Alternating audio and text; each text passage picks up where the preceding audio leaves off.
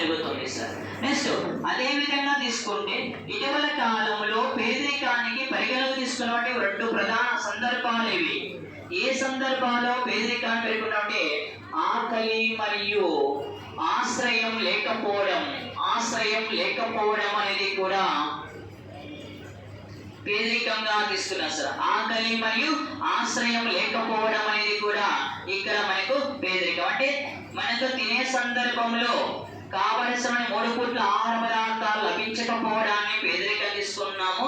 అదే మనం నివసించడానికి కావలసిన గృహ వసతి లేకపోవడాన్ని కూడా మనం ఇక్కడ తీసుకున్నాం. ఈ 2 అంశాలు ఎవరికి ఉండవు?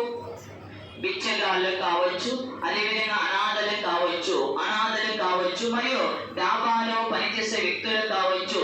ఇది మనకి కనిపిస్తుంది. ఎగ్జాంపుల్ తీసుకున్నాము. అదేవిధంగా అనాథలు అంటే ఎవరు చెప్తాం సార్?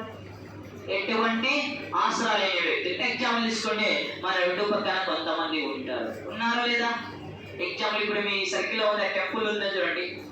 ఈ ముందర ఆ టెంపుల్ ఎదురుకి ఒకతను గమనించారు మీరు?